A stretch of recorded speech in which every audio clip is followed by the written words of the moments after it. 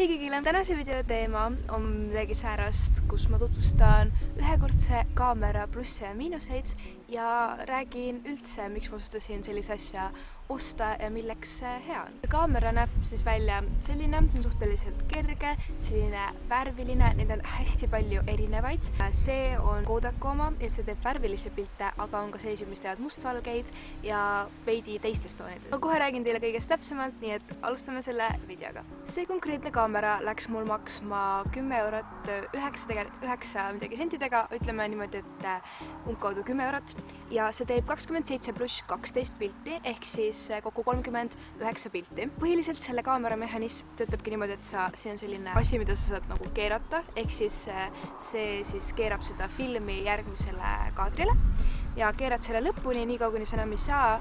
Siis selle kaamera puhul on hea, et siin on ka välk, ehk siis saad pimedas pilte teha ja siin vajutad seda välgu nuppu, hoiad seda peal ja see nupp siin üleval teeb siis pildi.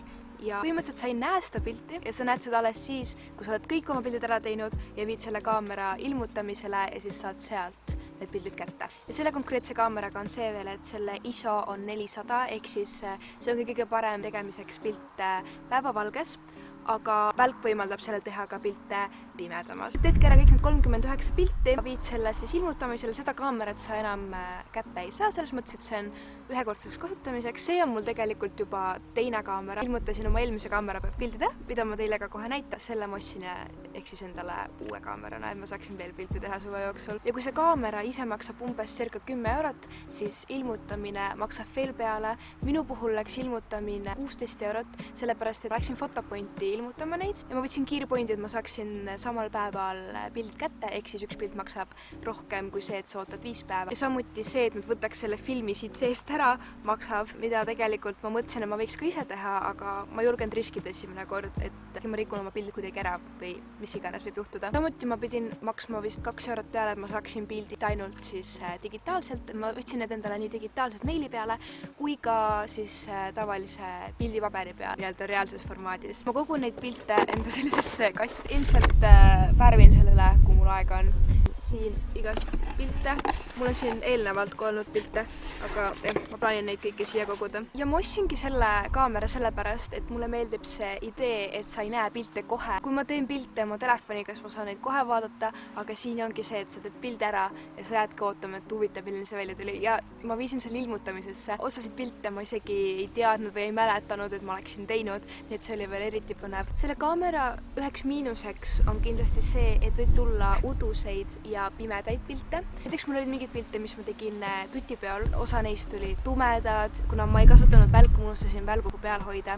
Osad olid natuke udused ka, mul sellest vahelt ei ole. Sellega tuleb kindlasti arvestada, et tuleb ka neid selliseid pilte, mis ei ole just kõige paremini välja tulnud. Ja plussiks ma võiks öelda, et mulle täiega meeldib see lahe retrofilter, toonid, mis see kaamera annab piltidele. Jällegi see, et see on ka nii tore pluss, et sa lihtsalt ei tea, mis pildid sealt välja tulevad. Ja samuti on see hea, et see kaamera on kerge ja sa saad seda suhteliselt igale poole kaasa võtta. Mina soovitangi, et kui te plaanite selle osta, siis kandke seda endaga igal pool kaasa, sest et ei tea, millal te tahate pilte teha. Kui te tunnete, et sellest momendist tahaksite pilti, siis tehke. Ja nagu ma juba näitasin, siis ma kogun oma pilte sellisesse kasti. Hästi palju tehti vanasti niimoodi pilte. Mulle lihtsalt meeldib see idee, et need on mul nagu reaalselt käes ja olemas. Ma panen siia vahepeale ka nii-öelda slideshow'na neid pilte. Ma oma eelmise Kodak kaameraga siis tegin. Ma tegin neid pilte, ütleme niimoodi, et mul läks see kaamera umbes 2 kuuga. Ma ei mäleta, kas ma hakkasin neid aprilli lõpust või mai algusest tegema. Ma tegingi pilte sellistest olulisematest hetkedest ja samas ka sellistest täiesti nagu hetkes olemistest, ehk ei olegi olnud mingisugust üritust, vaid ma lihtsalt tundsin, et ma tahaks nüüd pilti teha. Ma olengi enda prioriteediks pannud pigem selle, et ma teen pilte inimestest, kes mu ümber on ja ma tahan, et mu igal fotol oleks mingisugust emotsiooni. Mul selle kaameraga olidki mingid sellised hetked, kus ma mõtlesin, et miks ma tegin nagu mingist sellisest asjast pilti või ma oleks võinud pigem mingit emotsiooni püüda, aga see oligi selline esimene proovikatsetus ja ma olen tegelikult täitsa rahul, kuidas see välja tuli. Panen selle kaamera lingi, fotopoint poe lingi alla, et te saaksite uurida ja seal on ka hästi palju teisi erinevaid kaameraid, äkki te leiate midagi, mis teile rohkem meeldib. Ja kuna ma ostsin ka nüüd uue Kodak Funsaveri kaamera, siis mul tuleb